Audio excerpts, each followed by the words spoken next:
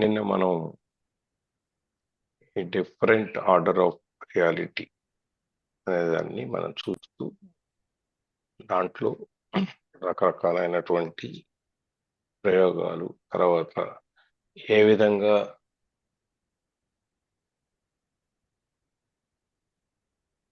మనం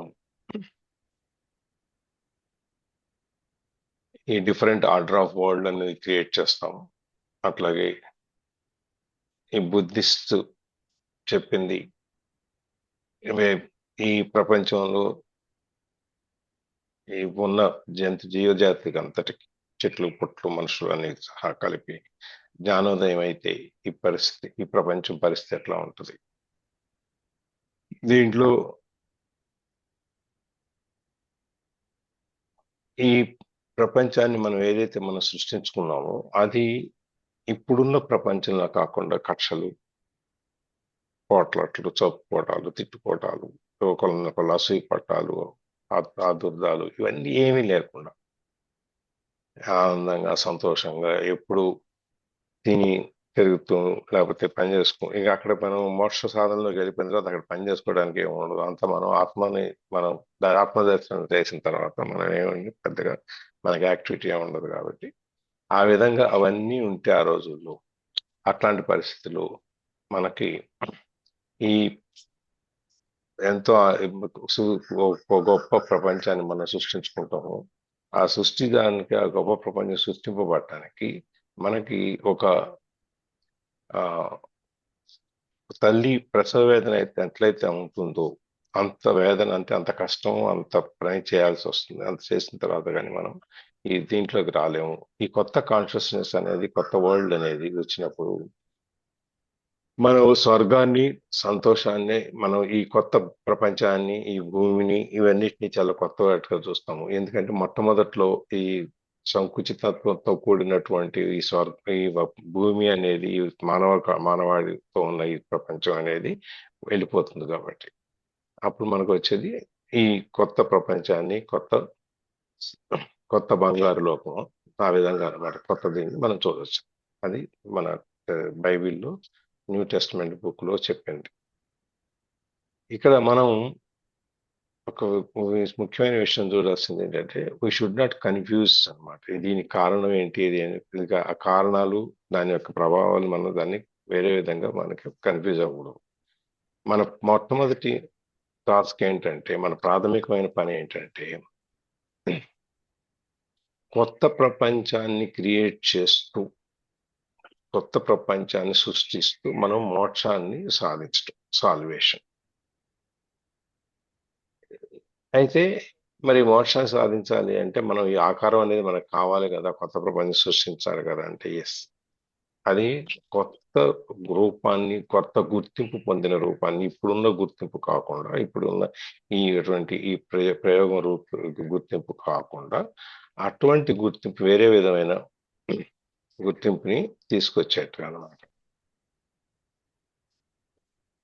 ఆ వేరే విధమైన గుర్తింపుతో ఉన్న మన ఈ ఆకారంతో మనం దీన్ని ఈ మోక్షాన్ని సాధించవచ్చు అని చెప్పాను. అప్పుడు ఈ ప్రపంచము, దీని యొక్క హద్దులు, సరిహద్దులు ఇవేవి మనం ఆపలేవు. ఇది మన వాస్తవం అంటే ఏంటంటే, మనం ఎప్పుడైతే ఆత్మసదర్శనం చేసుకుంటామో, మన లోపల ఉన్న నేను అనే దాన్ని మనం తెలుసుకుంటామో, మనం చెప్పుకున్నాం మోక్షం ఎలా వస్తుంది అని చెప్పి. అంటే కాళిదాస్ గారు భోజ మహారాజు ఆ స్థానంలో ఉన్నప్పుడు నేను పోతే మోక్షం వస్తుంది అని చెప్పారు. ఆ నేను అంటే ఏంటి? ఆ నేను అనేటు అహం. నేనంటే మనిషి కాదు. ఆ మనిషిలో నుంచి ఎప్పుడు అహం చచ్చిపోతుంది, అప్పుడు మనకి మోక్ష సాధన జరుగుతుంది. ఇదే రమణ మహర్షి దగ్గరికి వెళ్ళినప్పుడు ఒక ఆవిడ రమణ మహర్షిని అడిగారు, స్వామి నాకు ఒక చిన్న కోరిక ఉంది, భగవాన్ తీర్చాలి మీరు అని రమణ భగవాన్ అడిగితే, ఏం కోరికమ్మా అంటే ఆమె చెప్పమంటారా, చెప్పడానికే కదా వచ్చావు, చెప్పు ఏంటి అని చెప్పాను. నాకు మోక్షం కావాలి స్వామి. సరే అలాగే, ఇప్పుడే కావాలి స్వామి నాకు మోక్షం. సరే ఇప్పుడే నీకు మోక్షం వస్తుంది అంటే సరే అని వెళ్ళిపోయింది. ఇంకా పక్కన కూర్చున్నది కూడా మేము దానికోసం వచ్చాం స్వామి, మాకు కూడా మోక్షం కావాలి. మోక్షం కావాలి అంటే ఏం చేయాలి?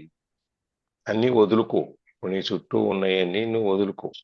వదిలేసి నీకు దేని మీద ఆశ లేనప్పుడు, నువ్వు అన్నీ వదిలేసినప్పుడు నీకు మోక్షం అనేది వస్తుంది.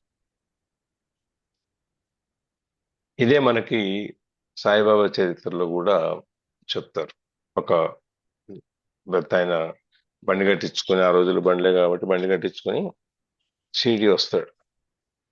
వచ్చి ఏంటంటే నేను ఇక్కడ దాకా వచ్చాను, నాకు మోక్షం కావాలి, నాకు మోక్షం ఇప్పిస్తే నేను వెళ్ళిపోతాను అని చెప్పి అక్కడ మన బాబా కూర్చోబెడతారు. ఆయన ఏదో మాట్లాడతారు. తర్వాత ఏదో ఆయన కంట ముందు నుంచి ఒక చిన్న లీల ఏదో ఒకటి చేస్తారు. చేసిన తర్వాత ఇక్కడ ఈయనేమో వచ్చిన ఆయనేమో బాబాను తొందర పెడతా ఉంటాడు. నాకు మోక్షం ఇప్పించండి, ఇప్పించండి, ఇప్పించండి, ఇప్పించండి, నేను వెళ్ళాలి, వెళ్ళాలి, నాకు పనులు ఉన్నాయి, ఇంకా నేను సంపాదించుకోవాలి అని చెప్పి దాని మీద ఈ మోక్ష సాధనకి ఏం చేయాలి అని చెప్పి ఒక 4-5 పేజీలు బాబా ఒక ఉపన్యాసం ఉంటుంది అక్కడ, ప్రవచనం.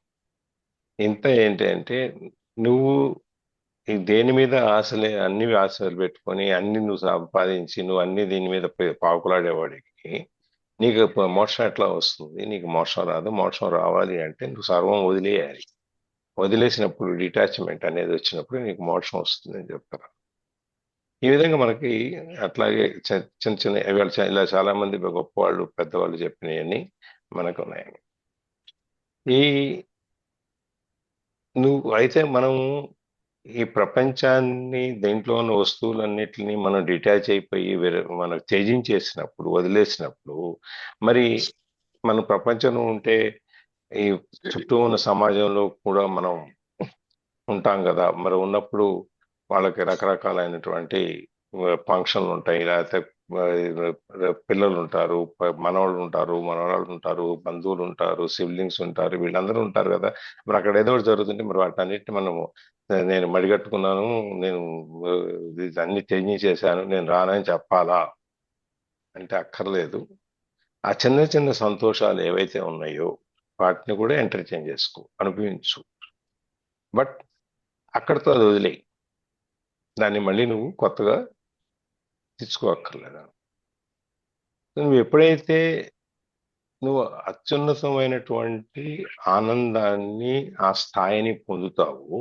ఇప్పుడు నువ్వు చూసేటువంటి మేనిఫెస్టో మన మన కళ్ళ ముందు ఆవిష్కృతమై ఉన్న ఈ ప్రపంచంలో నుంచి ఉన్న ఆనందాల కంటే మనకు కనపడని ప్రపంచంలో ఉన్న ఒక ఆనందాన్ని నువ్వు ఎప్పుడైతే పొందుతావో అప్పుడు నీకు ఇవేమీ అడ్డం రావు అని చెప్పి, ఇవన్నీ కూడా నువ్వు ఆనందిస్తూ కూడా నువ్వు చేయొచ్చు అని చెప్పేసి. అయితే ఇవన్నిటికి మనం ఒక ఇప్పుడున్న దానికంటే ఒక ఉన్నతమైన ప్రపంచాన్ని మనం సృష్టించుకోవాలి అంటే మనం ఈ పాయింట్ ఆఫ్ ఇప్పుడు ఈ స్థితి అయితే ఏదైతే ఉందో, మనం తెలుసుకున్న స్థితి ఏదైతే ఉందో ఆ స్థితిలో నుంచి మనం అనుభవించితే, ఆ స్థితిని అనుభవించినప్పుడు మనకి ఆ కార్పణ్యం, దయ, జాలి ఇవన్నీ వస్తాయి. అప్పుడు అదర్స్కి, మిగిలిన వాళ్ళకి మనం సహాయం చేయడానికి మనం వాళ్ళ కారణం కోసం ఎత్తుకోకుండా కైండ్నెస్, దయతో మనం వాళ్ళకి సహాయం చేయటం మొదలు పెడతాం. అప్పుడు ఈ వరల్డ్ నుంచి ఈ ప్రపంచం ఈ ప్రపంచాన్ని ఉద్ధరించడానికి ఎవరైతే వచ్చారో వాళ్ళందరూ ఈ దీనికంటే ఒక గొప్ప ప్రపంచాన్ని సృష్టించగలుగుతారు అని చెప్పి నిన్న ఇక్కడ వరకు చూసాం మనం. ఇక్కడి నుంచి మళ్ళీ మాట్లాడు. ఓకే, ఎవరు చదువుతున్నారు? You may remember that you talked about the dual nature of true compassion, which is awareness of a common bond of shared morality and immortality. At this deep level, compassion becomes healing in the widest sense. In that state,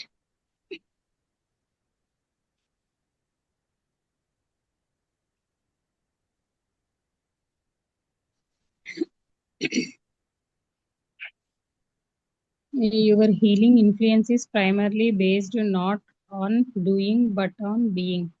Everybody you come in contact with will be touched by your presence and affected by the peace that you emanate, whether they are conscious of it or not. when you are fully present and people around you manifest unconscious behavior, you won't feel the need to react to it, so you don't give it any reality.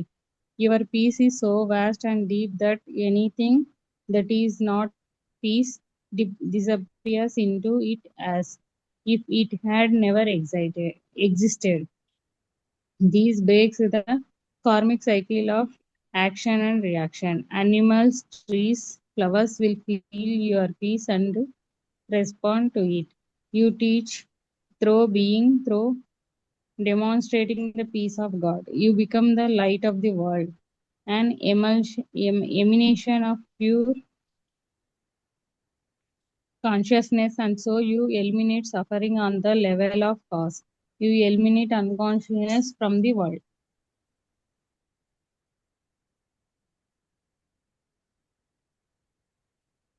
Okay.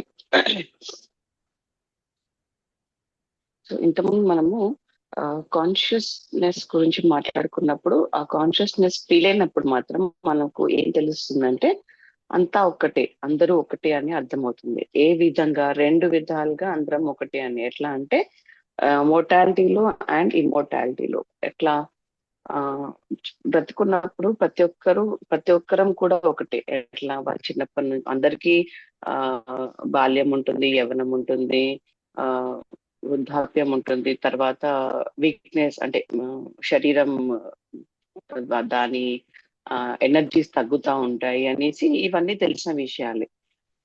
అంటే అందరము ఇందులో same అని. ఎవరైనా సరే, ఎంత ఉన్నవారైనా సరే, ఎంత బీదస్తుడైనా సరే, male female any gender problem issues లేకుండా, అంటే జెండర్ డిఫరెన్స్ లేకుండా ప్రతి ఒక్కరిది పుట్టుక నుంచి చావు వరకు అందరిది సేమ్ ప్రాసెస్, ఎవరైనా సరే. సో ఇక్కడ మనం అందరం common.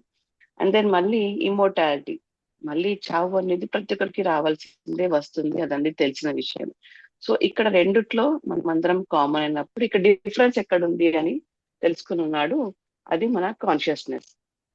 So at this deep level, ఇంత కాన్షియస్నెస్ కి మనం వచ్చిన తర్వాత ఆబ్వియస్ గా మనకి కానీ అనుకున్నట్టు ప్రతి ఒక్కటి ఫీల్ అవుతూ ఉంటాము. ఎదుటి వాళ్ళు కానీ, మన పక్కింటి వాళ్ళు కానీ, ఎనీబడి హూ ఎవర్, వాళ్ళకి ఎలాంటి కష్టం వచ్చి ఎంత బాధ ఫీల్ అవుతున్నారో మనకు కూడా అంతే తెలుస్తుంది. అంటే ఆ ఫీలింగ్స్ మనకు తెలుసు. అంటే ఇతరుల బాధ, ఇతరుల సంతోషం కూడా మనకు ఫీల్ అయ్యి కాన్షియస్నెస్ మనకు తెలుస్తుంది. సో అట్లాంటి లెవెల్ కి వచ్చినప్పుడు అది కాన్షియస్నెస్, అది enlightenment. At this deep level, compassion becomes healing in the widest sense.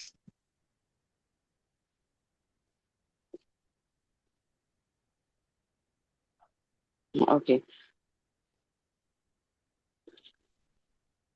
So ఇంత కాన్షియస్ గా వచ్చినప్పుడు మన కరుణ అనేది చాలా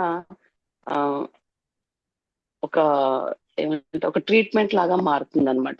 మన కరుణ అనేది ఇతరుల కష్టాలున్నా కానీ, ఇబ్బందులు ఉన్నా కానీ, ఆర్ మన విషయంలో కూడా మనం దాన్ని డిఫరెంట్ పర్స్పెక్టివ్ తో చూస్తాం కాబట్టి, ఒక వేరే విధంగా చూస్తాం కాబట్టి, ప్రతి ఒక్క ఛాలెంజ్ ని కానీ, ప్రతి ఒక్క ఇబ్బందిని కానీ, ప్రతి ఒక్క బాధని కానీ వేలా చూస్తాం కాబట్టి అక్కడ మనకు ఆప్షన్స్ దొరికే ఛాన్సెస్ ఉంటాయి, దొరికే అవకాశాలు ఎక్కువ కనిపిస్తాయి. అండ్ అది హీల్ అయిపోయే అంతగా మన మన మన బీయింగ్, అంటే మన ఉనికి అక్కడ పనిచేస్తుంది అనమాట. ఎందుకంటే మనం కాన్షియస్నెస్ గా ఉన్నప్పుడు వీఆర్ విత్ అవర్ బీయింగ్, మనం మన ఉనికితో ఉంటాము, నాట్ విత్ అవర్ ఐడెంటిటీ. మన ఓన్, మన హార్ట్ తో ఉంటాం కాబట్టి ఆ కంపాషన్, ఏదైతే కరుణ మనం చూపిస్తామో అది వాళ్ళకి ఒక ట్రీట్మెంట్ లాగా కనిపిస్తుంది. ఎవరికైతే మనము హెల్ప్ చేయాలనుకుంటామో, లేకపోతే ఎవరికైతే మనం హీల్ చేయాలనుకుంటామో, ఎవరికైతే మన కరుణ చూపిస్తున్నామో మన ఎదుటి వాళ్ళ కష్టం ఉన్నప్పుడు కానీ, సో అదొక పెద్ద ట్రీట్మెంట్ లాగా వాళ్ళకి పనిచేస్తుంది.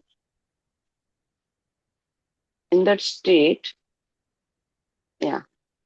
your healing influence is primarily based not on doing but on being.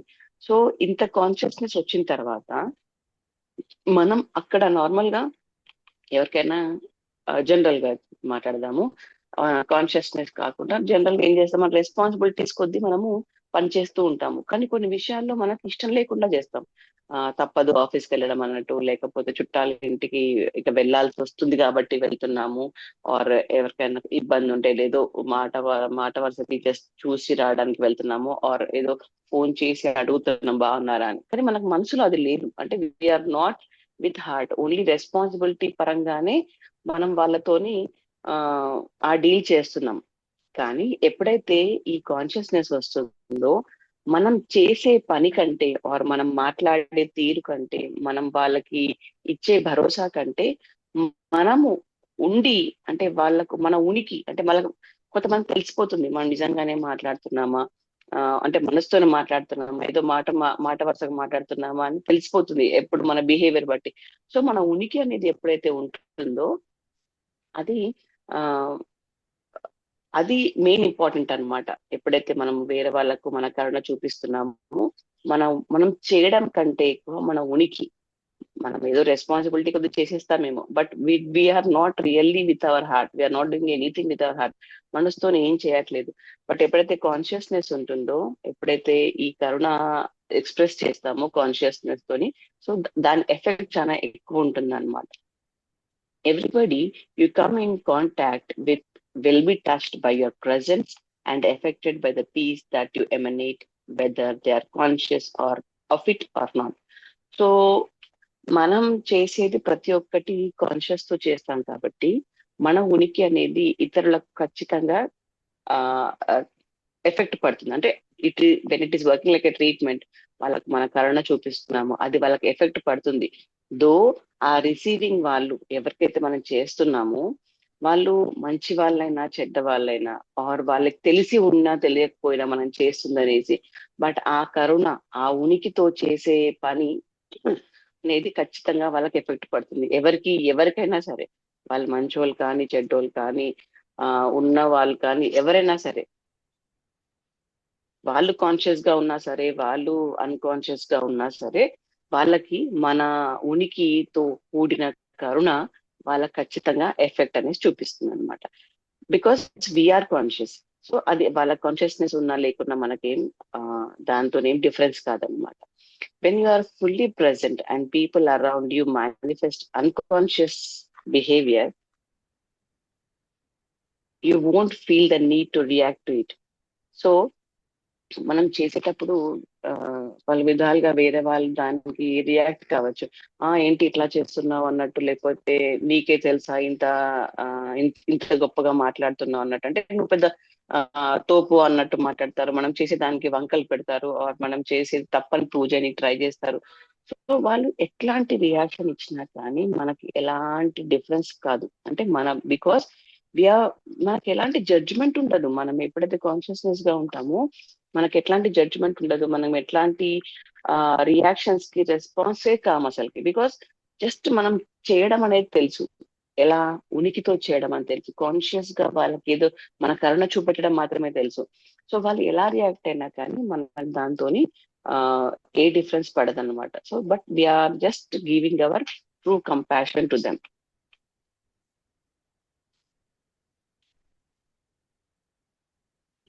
Your peace is so vast and deep that anything that is not peace disappears into as if it had ever existed.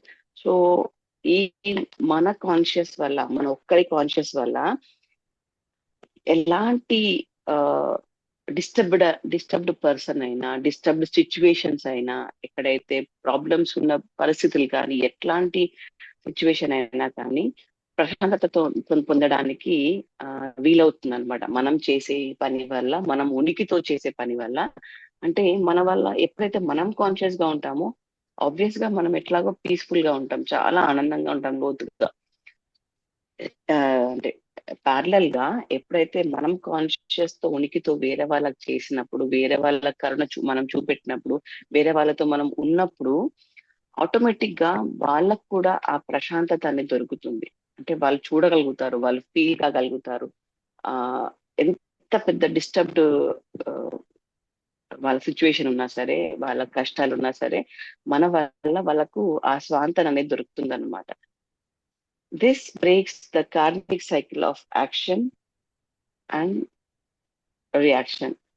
So ఇది ఎట్లా చెప్పచ్చు అంటే, అయితే ఈ karmic cycle అంటే మన కర్మ చక్రం, మనం చేసిన దానికి మనం అనుభవిస్తాము అన్నట్టుగా కాకుండా, ఎప్పుడైతే ఈ కాన్షియస్నెస్ తో ఉంటామో మనం అనుభవిస్తాం, ఖచ్చితంగా అనుభవిస్తాం. కానీ ఆ అనుభవము ఒక పూరికమైన విధంగా ఉంటది తప్ప, ఇప్పుడు తప్పు చేస్తే కష్టం అనుభవించాలి, దానికి పనిష్మెంట్ ఉంటుంది అని కాకుండా, మనం చేసేదానికి ఖచ్చితంగా దానికి మనం ఛాలెంజ్ ఫేస్ చేస్తాం. కానీ ఆ ఛాలెంజ్ ఫేస్ చేయడం ఎలా ఉంటుందంటే, ఆ ఛాలెంజ్ ఫేస్ చేసినప్పుడు ఖచ్చితంగా మనం దాంట్లో నుంచి నేర్చుకుంటున్నామనే ధోరణిలో మనం ఉంటాం అనమాట. ఐ డోంట్ నో నేను ఎక్స్ప్లెయిన్ చేయగలుగుతున్నానో లేదో. సో ఎవరైనా కర్మ కొద్దీ మన పనులు ఉంటాయి. మనం ఆబ్వియస్ గా ఎవరైనా మనం ఏదైనా మిస్టేక్ చేస్తాము, ఆర్ కాన్సన్ట్రేషన్ లేకుండా ఏదైనా పని చేసినప్పుడు అది ఫుల్ఫిల్ కాదు. సో దాని రిజల్ట్ అనేది మనకు కనిపిస్తుంది, దాని వల్ల వచ్చే పరిణామాలు మనం ఎదుర్కోవాల్సి వస్తుంది. బట్ ఈ కాన్షియస్నెస్ ఉండడం వల్ల ఏమవుతుందంటే, మనం చేసాం పని, తప్పు చేసాము, కాన్షియస్నెస్ గా లేకుండా చేసాము. But when we're in conscious, ఎప్పుడైతే మనం ఆ ఉనికితో ఉంటామో దానికి వచ్చిన ఫలితాన్ని మనం ఎలా అనుభవిస్తామంటే, ఎస్ నేను అలా చేశాను కాబట్టి నాకు ఇలా దొరికింది ఈరోజు, నేను ఖచ్చితంగా దీన్ని అనుభవించాలి, ఇది నాకు ఏదో నేర్పించడానికి వచ్చింది అన్న కాన్షియస్ తో మనం ఉంటాం అనమాట. సో కర్మ సైకిల్ ని ఏం తప్పించుకోవడానికి లేదు ఆబ్వియస్ గా. బట్ ఆ అనుభవంలో ఉన్నప్పుడు మాత్రము ఖచ్చితంగా మనం చాలా తెలివిగా ఆర్ చాలా ఎరుకగా ఆ కర్మని అనుభవిస్తూ ఉంటాం అనమాట మనం. Animals, trees, flowers will feel your peace and respond to it. So ప్రకృతి, ఈ ప్రపంచంలో మనుషులే కాకుండా ఈ ప్రకృతి కూడా మన కాన్షియస్నెస్ కి, మన కరుణకి రెస్పాండ్ అవుతుంది అనమాట. అంటే దాని ఆ కరుణ మన పైన చూపిస్తుంది ఆబ్వియస్ గా. ఎప్పుడైతే మనం చూపిస్తున్నామో అంటే ఈ నోరులేని జీవాలు కానీ, లేదా ఈ ప్రకృతి కూడా మనకు హెల్ప్ అవుతుంది అనమాట. వాటి నుంచి కూడా మనం ఆ స్వాంతన పొందొచ్చు. ఎట్లాగైతే మనం చూపిస్తున్నామో మన కరుణ, సేమ్ థింగ్ ఆ నేచర్ కూడా మనకు అట్లాంటి రెస్పాన్స్ ఇస్తుంది. You teach through being, through demonstrating the peace of God. మనం అలా ఉనికి ఉండడం వల్ల, మనం ఆ ఉనికితో ఉండడం, ఆ ప్రెసెంట్ లో ఉండి ఆ కంపాషన్, మన కరుణ చూపెట్టడం వల్ల ఏమవుతుందంటే, మనం ఆ దైవత్వం చూపిస్తున్నాం అనమాట. ఎవరికి? నేచర్ కానీ, మన ఇంటి పక్కలకు కానీ, మన మనుషులకు కానీ, తోటి ప్రజలకు కానీ, మన పార్ట్నర్స్ కానీ, మన ఇంట్లో కానీ, ఎవరికైనా మనలో ఆ దైవత్వం అనేది కనిపిస్తుంది. ఆటోమేటిక్ గా ఈ నేచర్ కి తెలుస్తుంది, అండ్ ఈవెన్ ద మన హ్యూమన్ బీయింగ్స్ కూడా తెలుస్తుంది అనమాట.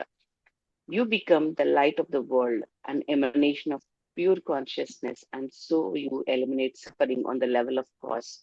You eliminate unconsciousness from the world. So ఇట్లా దైవత్వం ఉన్న వాళ్ళు ఆబ్వియస్ గా మనల్ని చూడగానే ఫస్ట్ థింగ్ మనల్ని చూసి నుంచి మన లైక్ ఆరా అంటాం కదా, మనం ఇప్పుడు పెద్ద పెద్ద వాళ్ళు మనకు లైక్ రమణ మహర్షి కానీ ఎవరైనా సరే, వాళ్ళ చుట్టుపక్కల రాగానే అలాంటి ఆరా మనం ఫీల్ అవుతూ ఉంటాము. సో ఇక వాళ్ళు చేసే పని కానీ, వాళ్ళు మాట్లాడే మాటలు కానీ, వాళ్ళు చూపించే కరుణ కానీ ఇంకెంత ఎఫెక్ట్ పడుతుంది, ఆ దైవత్వం అనేది ఉట్టి పడుతుంది వాళ్ళ దగ్గర నుంచి. ఆటోమేటిక్ గా మనం కూడా ఆ స్వాంతన పొందుతాం, ఆ ప్రశాంతత అనుభవిస్తూ ఉంటాము. సో మనము ఇట్లా మనం ఒక వెలుగు అవుతాం అనమాట ఈ ప్రపంచానికి. ఎప్పుడైతే మనం ఆ కాన్షియస్నెస్ తో మన కరుణను చూపిస్తుంటాము, మన కాన్షియస్నెస్ తో బిహేవ్ చేస్తుంటాము, ఇక్కడ ఈ ప్రపంచంలో ఉన్న ఎక్కడైతే అంటే మన చుట్టుపక్కల మనకు చెందిన ఈ ఆరాలో కానీ, మనకు చెందిన ఈ పర్టికులర్ సిచ్యువేషన్స్ లో కానీ, we can create very good atmosphere by removing the suffering. అంటే ఎక్కడ బాధలు లేకుండా, బాధలు అంటే అది బాధగా కాకుండా ఒక ఎక్స్పీరియన్స్ గా మనకు తోస్తుంది అనమాట. ఇది నాకు బాధలు వచ్చినాయి, నాకు ఎప్పుడు కష్టాలే ఉంటాయి అన్న ఫీలింగ్ కాకుండా, ఇది నాకు నేర్పిస్తుంది, ఇది నాకు ఒక మెట్టు, నేను ఇంకా ముందుకెళ్ళడానికి ఒక మెట్టు అన్న ఒక ఫీలింగ్ తో మనం ముందుకెళ్తుంటాం అనమాట. సో ఆ కాన్షియస్నెస్ అనేది ఇక్కడ మన ప్రపంచంలో ఆ బాధల్ని తొలగిస్తూ ఉంటుంది అనమాట. You eliminate unconsciousness from the world. ఎవరైతే ఆ ఉనికి లేకుండా జీవిస్తున్నారో, లేకపోతే ఆ ఉనికి లేకుండా ప్రపంచం గడుస్తుందో, అక్కడ మనం ఆ ఉనికిని క్రియేట్ చేస్తున్నాం. ఎలా? మన కాన్షియస్నెస్ తో, మన కరుణతో ఈ ప్రపంచానికి ఆ కరుణ నింపనికి ట్రై చేస్తున్నాం అనమాట. Sir Yeah.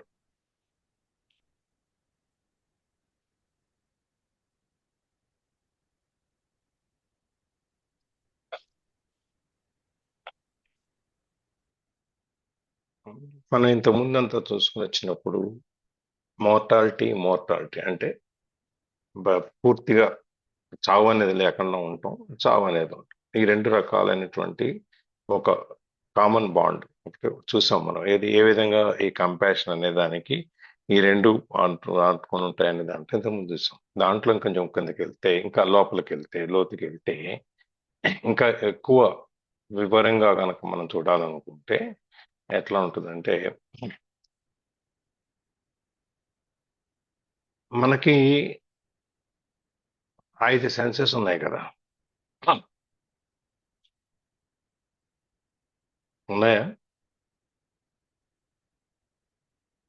5 senses sir. ఉమ్. అవును సార్. పంచభూతాలా కూడా సార్? ఉంది. 5 కూడా సెన్సెస్ ఉంది అంటే కొన్నిసార్లు. మన పంచభూతాలు వేరు, పంచేంద్రియాలతో కూడిన పంచేంద్రియాలు. భూతాలు అక్కడ బయటవి, పంచేంద్రియాలు మనకి.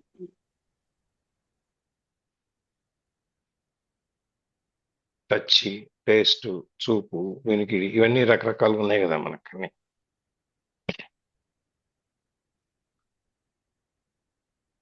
అవి ఈ 5 సెన్సెస్ ఏదైతే ఉన్నాయో అవి కాకుండా మనం ఒకటి 6th సెన్స్ అనే దాని గురించి మాట్లాడతాం.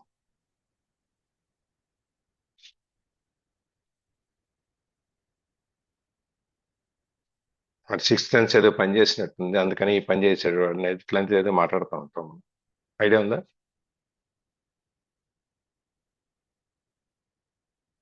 చాలా సార్లు అంటాం కదా సార్, మనమే ఫ్లోలో నా 6 సెన్స్ చెప్తానే ఉంది కానీ నేనే ఉమ్. దాన్ని లైట్ తీసుకున్నాను, పట్టించుకోలేదు అంటాం కదా సార్.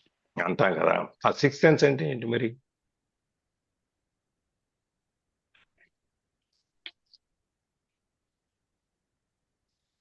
అది ఎక్కడి నుంచి వచ్చింది?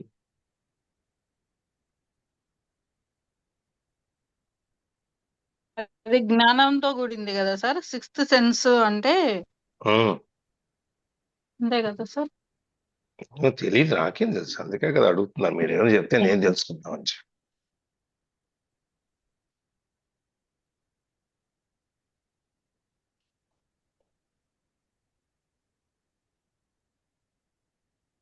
పదమూడు మంది, నన్ను వదిలేస్తే 12 మంది మేధావులు ఉన్నారు.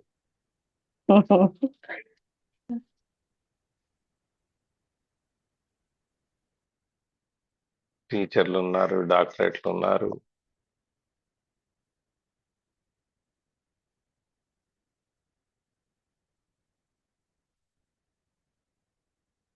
ఏంటి, ఎవరు మాట్లాడరండి? మేధావులు అనేటప్పటికీ అందుకని మాటలు రావట్లేదు. సరే, మామూలు భాషలో చెప్పుకోవాలంటే 6th సెన్స్ అంటే కామన్ సెన్స్. ఎందుకంటే ఇది అందరూ ఉండదు కదా, అందరికి కొద్ది మందికి ఉంటుంది కాబట్టి కామన్ సెన్స్ అనేది 6th సెన్స్ కింద చెప్పుకుంటే, ఇక్కడ మనకి ఈ బ్రెయిన్ అనేది, మనసు అనేది, మనం ఏదైనా చెప్పుకున్నా కూడా అందరికి ఒకటే సైజు ఉంటుంది. ఇంత కేజీన్నర వెయిట్, అంతేనా?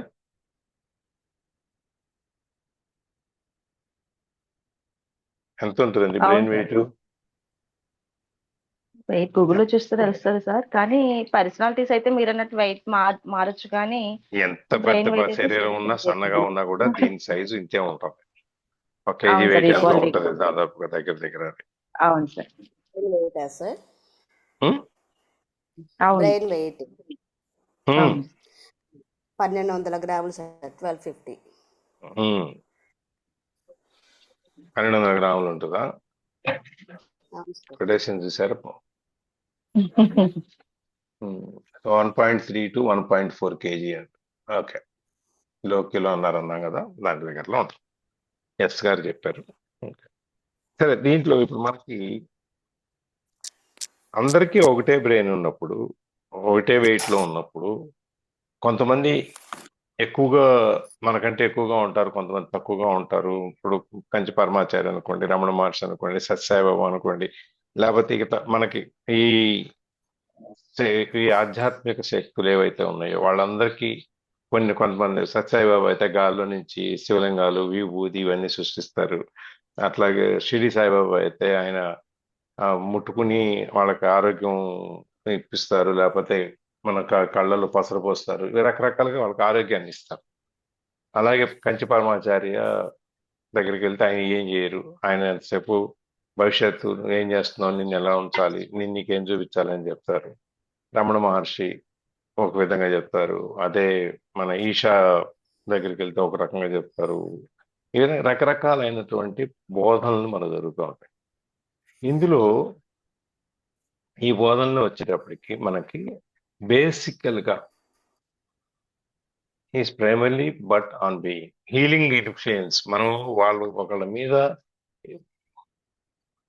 ఒక ఇన్ఫ్లుయెన్స్ వాళ్ళు ఒకళ్ళ మీద మన ప్రభావం చూపించాలి అంటే మనం వాళ్ళకంటే ఉన్నత స్థాయిలో ఉన్నామని, గొప్పవాళ్ళం అని కాదు, ఉన్నత స్థాయిలో ఉన్నాము అని చెప్పి మనం చెప్పగలిగినప్పుడే వాళ్ళ అవతల వాళ్ళు మనని నమ్ముతారు. అది ఉన్నత స్థాయి అనేది డబ్బుగా కాదు. డబ్బుగా ఉండేది అవన్నీ మన భౌతికం, అవన్నీ ఇప్పుడు మనం అది వదిలేసి వచ్చాం అక్కడి నుంచి. ఇప్పుడు మనకి ఎంతసేపు నేను నేను ఏంటి, నన్ను తెలుసుకోవటం ఏంటి, తర్వాత అక్కడి నుంచి మన ఆత్మ దర్శనం, వీటి గురించి మనం మాట్లాడతాం. ఎప్పుడైతే మనం ఈ ఉన్నత స్థాయి మనని మనం తెలుసుకోవటం, నన్ను నేను అని తెలుసుకొని ఆత్మానుభూతి పొంది ఆత్మని మనం అందరికంటే ముందుగా మనం తీసుకొని చూసుకుంటాం కాబట్టి అన్ని ఎప్పుడైతే ఇవన్నీ జరుగుతాయో అప్పుడు నీ యొక్క ఉనికి ఏదైతే ఉందో, నువ్వు ఎక్కడికి వెళ్ళినా నీ యొక్క ప్రెజెన్స్, నీ యొక్క అస్తిత్వాన్ని ఆటోమేటిక్ గా గుర్తిస్తా. నువ్వు నువ్వు నువ్వు నీ శరీరంలో నుంచి, నీ ఆత్మలో నుంచి నువ్వు ప్రతిబింబించేటువంటి ఒక పవర్, ఒక లైట్.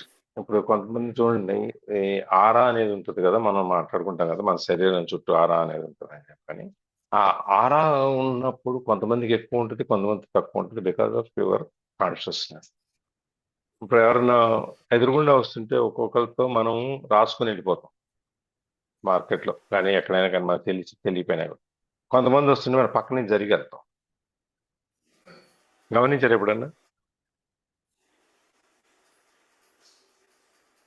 సార్ గమనించాం సార్. ఎందుకని?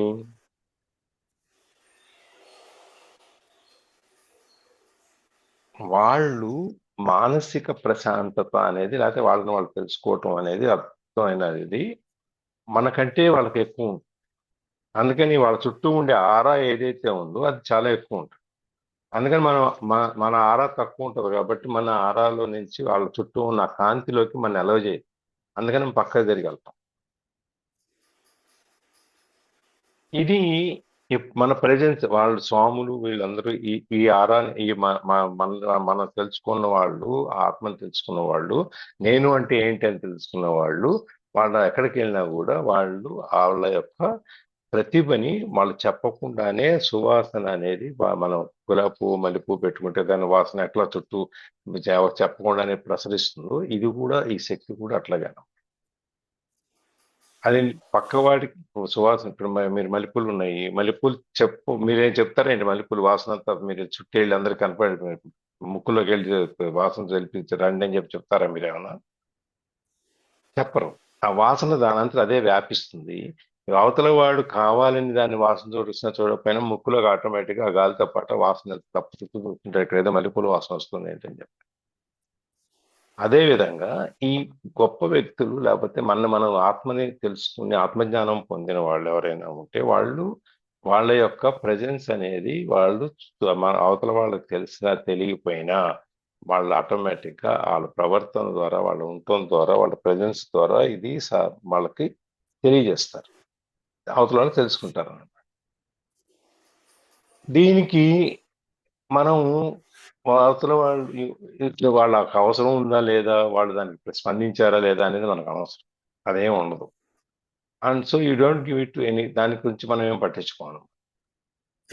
నీ యొక్క ప్రశాంతత అనేది ఇది ఎంత వ్యాస్ట్, ఎంత వెడల్పు, ఎంత లోతుగా, ఎంత ఇదిగా ఉంటుందంటే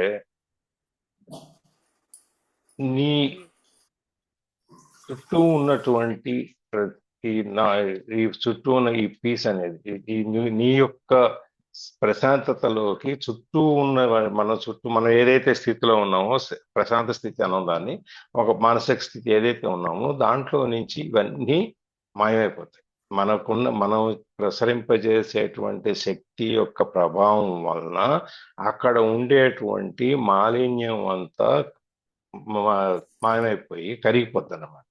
ఎంత అంటే అది ఇంతకు ముందు ఇప్పుడు మనం సపోజ్ ఒక మురికి వాసన వస్తుంది అనుకోండి, దాని మీద చుట్టూ సెంటు గింట అన్ని చుట్టేసి మనం చేసేసాం అనుకోండి, అప్పుడు మనకి మురికి వాసన ఉంటుందా? సెంటు కనుక ఎక్కువ మనకు కొట్టే అత్తరు కనుక పవర్ఫుల్ అయితే ఆ మురికి కంటే పవర్ఫుల్ అయినప్పుడు ఏమవుద్ది, మనకి ఆ మురికి వాసన మనకు తెలియదు, అసలు మురికి అక్కడ ఉందనేది కూడా మనకు తెలియదు. లేదు అంటే ఆ మురికిని మన యొక్క శుద్ధత ద్వారా మనం దాన్ని శుభ్రం చేసేస్తాము. అప్పుడు మనం ఇంతకుముందు ఇట్లాంటిది ఉందా, అసలు ఇక్కడ అట్లాంటిది ఏమీ లేదు, ఎంత శుభ్రంగా ఉంది, శుద్ధంగా ఉంది అని చెప్పి చుట్టూ చూస్తాం.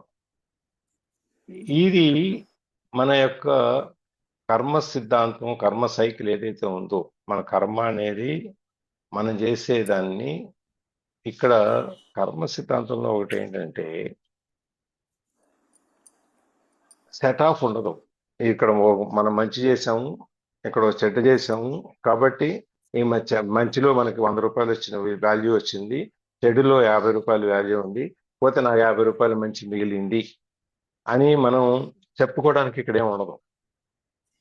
నువ్వు మంచి చేస్తే మంచి యొక్క ఫలితాన్ని నువ్వు అనుభవిస్తావు, నువ్వు చెడు చేస్తే చెడు యొక్క ఫలితాన్ని కూడా నువ్వు అనుభవిస్తావు.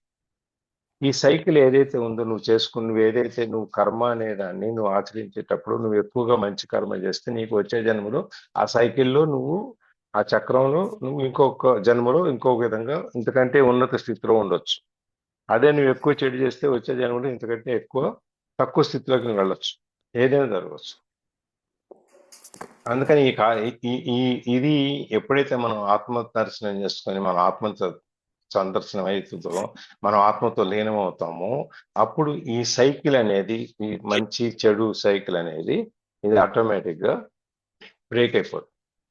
నేను ఎప్పుడైతే ఆ సైకిల్ బ్రేక్ అయిపోయిందో మంచి చెడు నుంచి నువ్వు నీ పైకి వెళ్ళేది ఊర్ధ్వ లోకాలకు, లేకపోతే పైకి ఉన్నత తత్వానికి వెళ్ళేది మనకి దాని అంతటా అది వస్తుంది. చుట్టూ మనం మన యొక్క శక్తి ఏదైతే ఉందో, మన యొక్క ఈ ఆత్మ దర్శనం ద్వారా మనం పొందినటువంటి ప్రశాంతత, లేకపోతే శక్తి, లేకపోతే ఎనర్జీ, లేకపోతే పవర్ ఏదైందో చెప్పండి, దాన్ని ఏ పేరుతో పిలవదలుచుకున్నారో ఆ పేరుతో మీరు పిలవచ్చు. అది ఒక మనుషులే కాదు, జంతువులు, చెట్లు, పువ్వులు ఇవన్నీ కూడా అవి ఫీల్ అవుతాయి అన్నమాట. అది ఫీల్ అయ్యి అవి వాటికి స్పందిస్తాయి. ఇప్పుడు మీరు ప్రశాంతంగా ఉండి రోజు చెట్లని ప్రేమతో మీరు పెంచుకుంటూ వెళ్ళారనుకోండి మొక్కల్ని, అది మీ దగ్గరికి వెళ్ళంగానే ఆ మొక్కలు ఊగుతాయి, పిలుస్తాయి, మీతో మాట్లాడతాయి. అయితే మీరు మాట్లాడగలిగే స్థితిలో మీరు ఉండాలి. వాటిని ప్రేమతో మీరు చెట్టుని కనుక ప్రేమతోనో పువ్వుని వచ్చే ప్రేమతో కనుక మీరు వాటిని టచ్ చేస్తే అవి కూడా అంత ప్రేమను మీకు ఇస్తాయి. అది మనం వీళ్ళకి తెలియని వాళ్ళకి ఇది ఒక పాఠం లాగా మనం నేర్పుతాం అన్నమాట. ఇది ప్రేమతో ఉండండి, మిమ్మల్ని మీరు తెలుసుకోండి అని. మోక్షం అంటే మనం తర్వాత మన జన్మ తర్వాత వచ్చేది కాదు, మనం ఇక్కడ ఉన్నప్పుడే అనుభవించేదే మోక్షం. మోక్షాన్ని సాధించడానికి రకరకాల మార్గాలు ఉంటాయి. అందులో ఒకటి మనం ఏం చేస్తాం, ధ్యానం. అందులో ఒకటి మెడిటేషను, కొంతమంది పూజలు, కొంతమంది హోమాలు, ఇంకా రకరకాలుగా అన్ని చేసినా కూడా నేను ఇంత హోమం చేశాను, నేను ఇంత పూజ చేశాను కాబట్టి నాకు భగవంతుడు నాకు మోక్షం తప్పకుండా ఇస్తాడు అనేటువంటి అహం మాత్రం మనం వదిలేయం. నేను దేవుడికి వాళ్ళ కళ్యాణం చేయించాను, ఇన్ని వందల రూపాయలు, 1 లక్ష రూపాయలు పెట్టాను, 2 లక్షలు పెట్టాను, 5 లక్షలు పెట్టి కళ్యాణం చేయించాను కాబట్టి నాకు ఈ 5 లక్షలకి 10 లక్షల పుణ్యం వచ్చింది అంటే వస్తుందా? నువ్వు ఎందుకు చేసావు? ప్రజలంతా చుట్టూ ఉన్న వాళ్ళంతా నీ చుట్టూ నీ కమ్యూనిటీయో లేకపోతే నీ సమాజమో నీ చుట్టూ ఉన్న ఫ్రెండ్స్ వీళ్ళు ఎవరైతే వాళ్ళు నీ గురించి గొప్పగా చెప్పుకోవాలని చేసావు.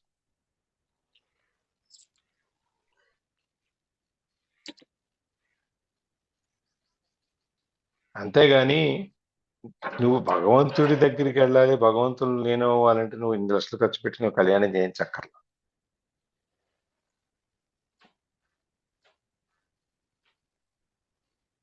నువ్వు స్వామి పాదాల మీద నీ మనస్సుని నువ్వు ఎంతసేపు కేంద్రీకరించి వేరే ఆలోచన లేకుండా రాకుండా నువ్వు ఎంతసేపు చేసావు అనే దాని మీద ఇది ఆధారపడు.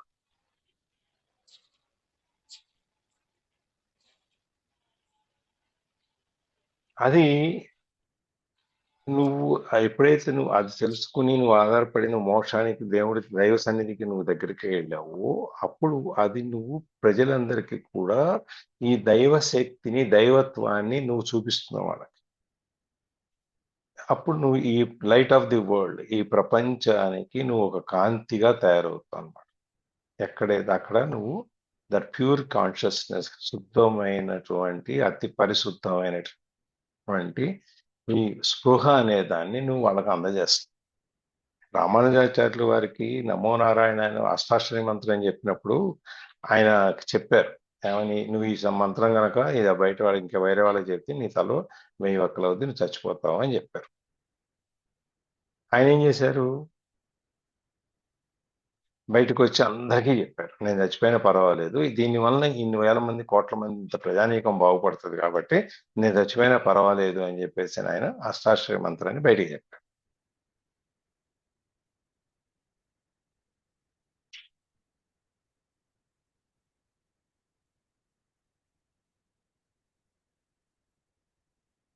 సో చెప్పిన తర్వాత ఇది ఉన్నారా చనిపోయారా సార్ అతను? ఆ? చెప్పిన తర్వాత అతను ఉన్నారా చనిపోయారా? ఉన్నారు, ఏం కాలేదు. మ్మ్. ఆయన ఉన్నారు, తర్వాత బోధనలు చేశారు. తర్వాత 600 సంవత్సరాల కింద విషయం ఇది. ఇప్పుడు అక్కడే మనము ఓకే సార్. ఈ జిఎస్ స్వామి ఆశ్రమంలో మరి అదే కదా ఆయన ఆశ్రమం, ఆయన బంగారు విగ్రహం పెట్టింది. మ్మ్. సో ఇవన్నీ నువ్వు ఎప్పుడు ఈ ప్రపంచానికి నువ్వు దారి చూపించేవాడు అవుతావు అన్నమాట. నీ ప్యూర్ కాన్షియస్నెస్, పరిశుద్ధమైన ఆత్మని నువ్వు చూపించి నువ్వు లైట్, నువ్వు ఒక దారి చూపిస్తావు అనమాట, ఒక దీపం అయిపోతావు. సో ఈ eliminate suffering on the level of cos. దానివల్ల నువ్వేం చేస్తావు? ఈ బాధలు, ఈ కష్టాలు, సుఖాలు ఇవన్నీ ఏవైతే ప్రజలు అనుభవిస్తున్నారో, ఈతి బాధలు అంటాం కదా, అవన్నీ నుంచి నువ్వు వాళ్ళని తొలగిస్తావు.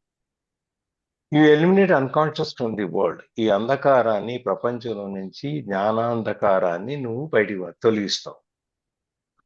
అంటే నీవు ఆత్మ దర్శనం చేయటం వల్ల నీకొక్కడికే కాకుండా నీ చుట్టూ ఉన్న ప్రపంచం మొత్తానికి కూడా అది ఉపయోగపడి నువ్వు వాళ్ళందరినీ ఆ స్థాయిలో నుంచి నువ్వు పైకి ఉన్నత స్థితికి తీసుకురావటానికి నువ్వు ప్రయత్నం చేస్తావు. దానికి నీకున్న ఈ శక్తి ఏదైతే ఉందో అది ఉపయోగపడుతుంది అన్నమాట. దీంట్లో ఒక చిన్న అంటే డీవియేషన్, దీంట్లో నుంచి పక్కకి వెళ్తున్నాము, ఇక ఆ సందర్భం వచ్చింది కాబట్టి. మనం ఈ మోక్ష సాధన అనే దానికోసం మనం రకరకాలైన ప్రయత్నాలు చేస్తా ఉన్నాం కదా. నేను మనవరాలా?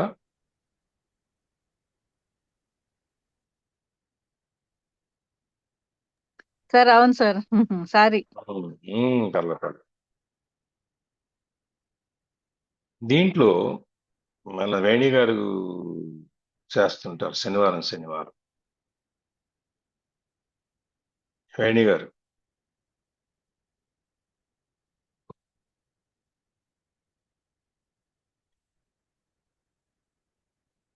ఉన్నారా?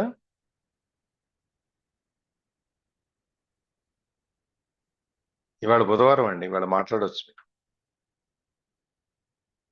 వేణి గారు ఒకటోసారి, వేణి గారు రెండోసారి, వేణి గారు మూడోసారి రాలేదు, కట్టేశారు.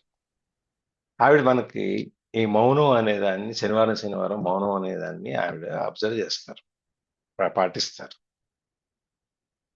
మౌనం అంటే ఏంటి?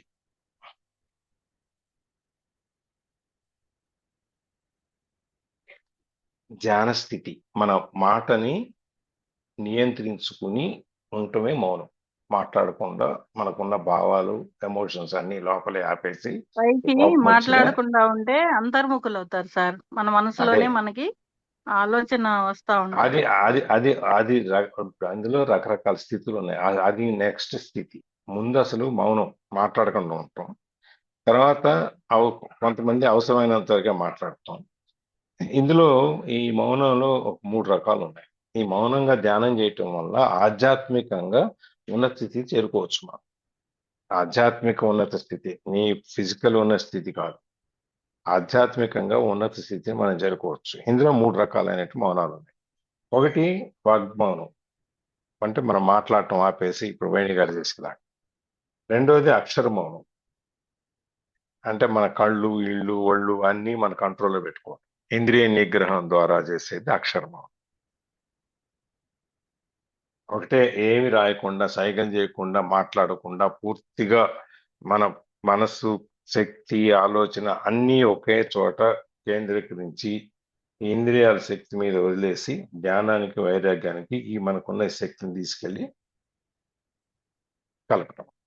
ఇంకోటి కాష్ట మౌనం, దీన్నే మానసిక మౌనం కూడా అంటారు. ఇది నేను చదువుతాను. మౌనధారణలో కూడా మనస్సు ఇష్టం వచ్చినట్టు అనేక మార్గాల్లో ప్రయాణిస్తుంది. దానికి అడ్డుకట్ట వేసినప్పుడే కాణానికి మార్గం తలుపులు తెరుచుకుంటాయి. మనస్సు ఆలోచన రహిత స్థితికి మనం చేరుకున్నప్పుడు, మన యోగాలు చెప్పుకుంటాం, ఆలోచనల మీద ధ్యాస ఉన్నప్పుడు, అంటే ఆలోచనల మీద మన మనసుని మనం కేంద్రీకరించినప్పుడు మనకు మొదట్లో రకరకాల ఆలోచనలు ఉధృతంగా వస్తుంటాయి. అసలు ఒకదాని వెనకాల ఒకటి వరద వచ్చినట్టు వస్తుంటాయి అన్నమాట. ఆ వచ్చినప్పుడు మనం దాన్ని అలాగే ఈ ఆలోచనలు వస్తున్నాయి, మనకి కూర్చోలేము, మనకు చేత కాదు అని వెళ్ళిపోకుండా అలాగే కనుక కూర్చొని ఉంటే కొద్దిగా రోజు, 2 రోజు, 3 రోజు, వారం రోజులు, 10 రోజులు, 15వ రోజు మెల్లమెల్లగా ఈ ఆలోచనలన్నీ కొంచెం కొంచెంగా తగ్గుతాయి. అప్పుడు ఒక్కొక్కటి మెల్లగా అంత ఉధృతిలో నుంచి మెల్లగా తగ్గుతాయి. తగ్గేటప్పుడు ఏమవుద్ది, ఒక ఆలోచనకి ఇంకో ఆలోచనకి మధ్యలో కొద్దిగా గ్యాప్ ఉంటుంది. చూడండి మీరు, ఒక ఆలోచన వచ్చిన తర్వాత రెండో ఆలోచన రావడానికి మధ్యలో కొద్దిగా 1 సెకను, అర సెకను, ఒక లిప్త కాలం మనకి టైం ఉంటుంది. దాన్నే శూన్య స్థితి అంటాం. అంటే ఆలోచన రహిత స్థితి, మనకు ఆలోచన లేని స్థితికి మనం చేరుతాం. ఆ విధంగా ప్రాక్టీస్ చేయటం వల్ల 1 నెల, 2 నెలలు, 3 నెలలు, 4 నెలలు మన కెపాసిటీని బట్టి, మన యొక్క కాన్సన్ట్రేషన్ మనకి ఎంత ఉంది అనేది ఏకాగ్రతను బట్టి మనకి 3, 4 నెలలు అయ్యేటప్పటికి మన కళ్ళు మూసుకొని కూర్చోగానే మన మనస్సు ఎక్కడికి వెళ్ళదు, ఏ ఆలోచనలు రావు. ఒక అరగంట, పావుగంట, గంట ఈ విధంగా కొంచెం పెంచుకుంటూ వెళ్తాం అన్నమాట.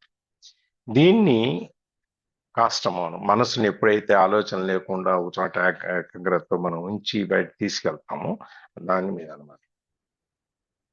అప్పుడు దాన్ని మనసు నిర్మలంగా ఉంచినప్పుడు దీన్ని మానసిక తపస్సు అంటారు. ఇక్కడే ఈ మౌనంలో ఉన్నప్పుడు మనసు దైవ చింతన లేదా ఆత్మాన స్వరూపానికి సంధానమయ్యే నిష్ఠలో ఉండి పరిపూర్ణ మౌన స్థితికి వెళ్తాం. ఈ మౌనం వల్లనే ఆత్మ సాక్షాత్కారం అవుతుంది. గొప్పగా చెప్పాడు ఇక్కడ. గొంతు మౌనంగా ఉన్నప్పుడు మనసు మాట్లాడుతుంది.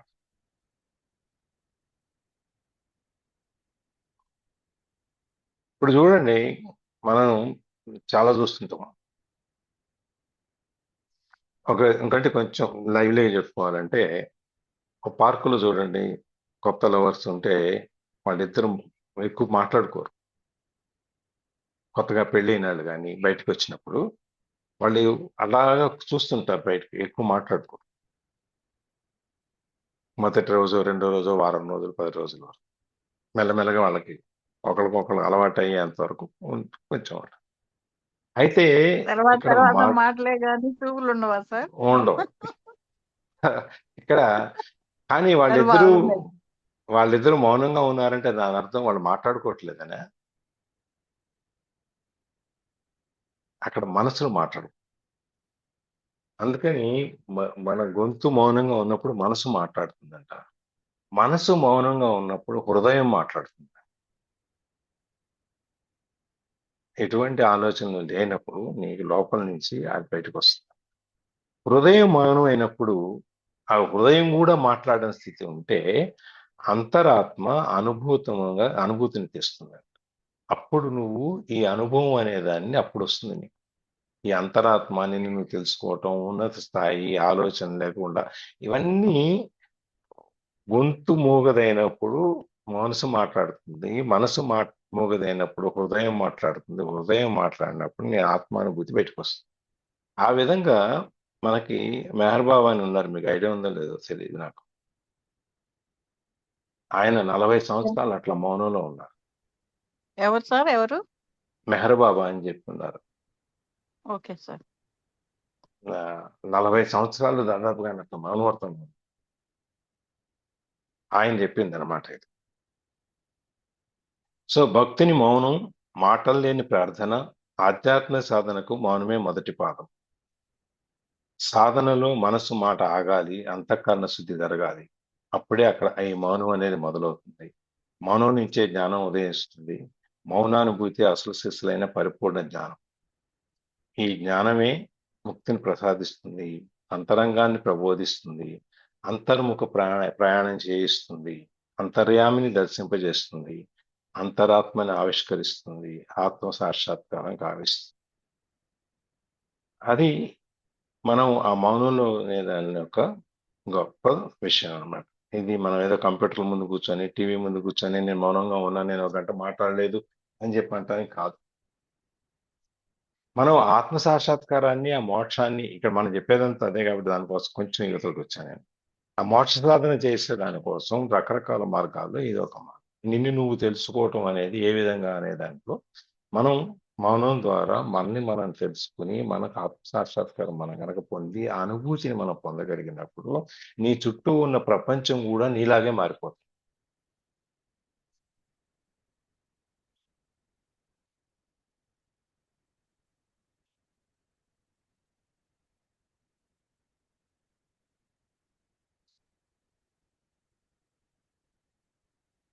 ఓ టైం అయిపోయింది కదా.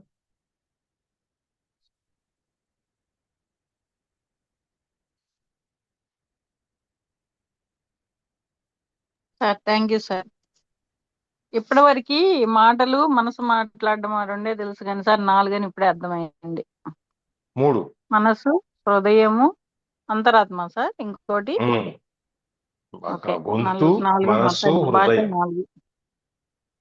మనసు, హృదయము. గొంతుని వదిలేశారు మీరు. అవును సార్, ఫస్ట్ మాట ఆపితే ఓకే. మనసు మాట్లాడుతుంది, మనసు మాట్లాడడం ఆపితే హృదయం మాట్లాడుతుంది, హృదయం హృదయం ఆపితే మాట్లాడుతున్నారు, అంతరాత్మ మాట్లాడుతున్నారు. అంతరాత్మనా. Okay thank you sir. Brush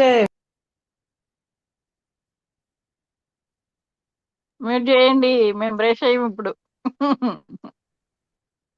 sir అధికారంలో బాగుంది సార్, వాళ్ళు చెప్పినట్టు. మీ గురించే చెప్పింది, ఇందాక మిమ్మల్ని పిలిచాం. అదే సార్, వాడు వెళ్తున్నాడని కూర్చోలేదు, ఆన్ చేయలేదు.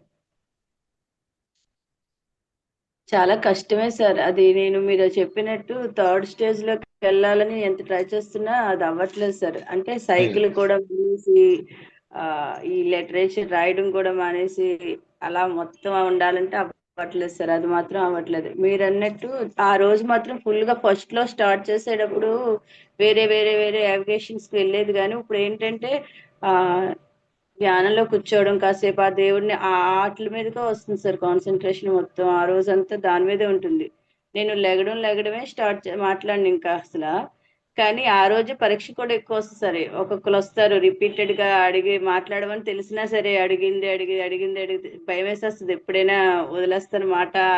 అది అది ఫస్ట్ లో కంట్రోల్ చేసుకోలేదని, కానీ ఇప్పుడైతే ఇంకా కళ్ళ ముందు ఏది జరుగుతున్నా సరే నా రోజు ఏంటో మాట రావట్లేదు సార్. నిజంగా అది చేయడానికి నాకు 5 years పట్టదు. 5 years అయ్యాక ఇప్పటికి ఇలా ఈ స్టేజ్కి వచ్చాను. ఇంకా దాంట్లో మీరు అన్నట్టు థర్డ్ స్టేజ్కి వెళ్ళాలంటే చాలా టైం పడుతుంది. మీరు సెకండ్ స్టేజ్కి వచ్చారా? అది కూడా డౌట్ ఏమో సార్ నాకు. ఇంద్రియాలను మీరు నిగ్రహించుకోగలిగినప్పుడు అది సెకండ్ yes sir. స్టేజ్. అవును సార్. అది అయిపోయి మీరు అక్కడి నుంచి ఇంకా థర్డ్ స్టేజ్ కి చాలా దూరం. సార్ అది రావడం అంటే కొంచెం ఇంకా పిల్లలతో ఈ బాధ్యతలు. మీతో ప్రాబ్లం ఏంటంటే నేను లేకపోతే ప్రపంచం ఆగిపోద్ది అనుకుంటారు. ఏం ఆగిపోదు. అలా అనుకుంటున్నారు సార్. మేము అలా అనుకోము. మేము లేకపోతే పని ఆగిపోతే ఇలా అనుకోము. ఇప్పుడు మీ అబ్బాయి అదేంటంటే అప్పుడు వెళ్తున్నాడు, ఇప్పుడు మీరు వెళ్ళి గుమ్మం దాకా వెళ్ళకపోతే వెళ్తా అలా అని కాదు సార్. ఆ వీధి దాటే వరకు. వెళ్తాడు కదా. Yeah sir. ఇప్పుడు మీరు లోపల ఏదో పనిలో ఉన్నారు, అమ్మ నా టైం అవుతుంది వెళ్ళిపోతున్నా అని చెప్పి ఆయన వెళ్ళిపోతాడు కదా. వెళ్ళిపోతాడు సార్. మరి మీకు అదేంటంటే వెళ్ళి గుమ్మం దాకా పంపించేసి వస్తే మీకు తృప్తి. తనకి మనసుకి సంతృప్తి సార్, అది అదే నేను చెప్తున్నా, గుమ్మం దాకా సాటిస్ఫాక్షన్, వెళ్ళేసి సెల్ఫ్ వస్తే మీకు సాటిస్ఫాక్షన్ తృప్తి. అంతే. ఇవన్నీ మనం త్యజించుకోవాలి.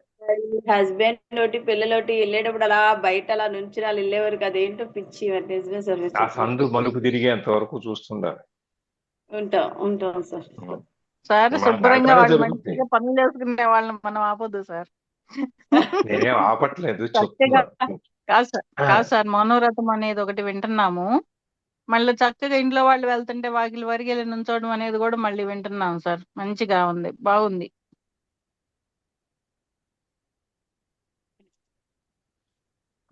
అదే వాళ్ళ అటాచ్మెంట్స్, ఎమోషన్స్ దాని మీద డిపెండ్ అయి ఉంటాయి. అవును సార్. ఎప్పుడైతే అటాచ్మెంట్స్, ఈ ఎమోషన్స్ వీటి నుంచి మనం వదిలించుకుంటామో అప్పుడు మీరు అనుకునే సెకండ్ స్టేజ్ నుంచి బయటకు వస్తారు. థర్డ్ స్టేజ్ లో చేస్తారని నేను చెప్పట్లేదు. బాబా గారు, అదే మెహర్ బాబా గారు, నిజంగా ఆయన అయితే ఇంకా సైకిల్ కూడా చేయకుండా అలాగే ఉండిపోయేవారు సార్. ఆయన అయితే నేను చిన్నప్పుడు ఆయన భజనలకి వాటికి వెళ్ళేవాళ్ళు అనమాట మెహర్ బాబా గారి దగ్గరికి. వాళ్ళు చాలా ఆయన అసలు అలా సైకిల్ కూడా చేసేవారు కాదంట. అలాగే ఒక్కొక్కసారి ఆ కళ్ళతోటే ఆ శిష్యులు అర్థం చేసుకునేవారంట ఆ పక్కనున్న వాళ్ళు, ఆయన అంతరాత్మ. ఓకే, సో అది మనం ఈ అనుభూతి, అంతరాత్మ, లోపల ఉన్న వ్యక్తి, ఉనికి, ఇవన్నిటికీ మనం వెళ్ళలేదు. సార్ ఒక్క మనిషి ఇన్ని విషయాలు మాత్రం మీకు భలే తెలుస్తున్నాయి సార్. ఆ విషయం చాలా గ్రేట్ సార్. మీరైతే ప్రతి విషయాన్ని చాలా విపులంగా భలే చెప్తారు. ఇన్ని విషయాలు ఎలా తెలిసిపోతాయి ఒక మనిషికి అన్నట్టు ఉంటుంది సార్ ఒక్కొక్కసారి మీరు చెప్పే క్లాసులో విషయాలు. ఎక్కడో చదివితేనే చెప్తాను, ఎక్కడ తీసుకొస్తానండి. గుర్తుండాలి కదా సార్, అవి రిమైనింగ్ గుర్తుండాలి. అవి ఎలా గుర్తుండడం కూడా గ్రేట్ సార్. ఎక్కడ చదివాం, బాగుంది, పొద్దున్న చదువుదాం, మౌనంగానే చూడంగానే మీరు గుర్తొచ్చారు. సరే, మా వేణి గారు మౌనవర్తం చేస్తారు కదా, మౌనం మీద ఎట్లా ఉంటుంది చెప్దాం అని చెప్పేసి అనుకున్నాను. ఇవాళ టాపిక్ కూడా వచ్చింది, అక్కడి నుంచి కనెక్ట్ చేసుకుని వచ్చాను. అదే అంతే. ఓకే, 6:30 ఎంత అయిపోయింది. న్యాచురల్ గా చెప్పినారు సార్, ఈరోజు చాలా బాగుంది టాపిక్ అన్నమాట.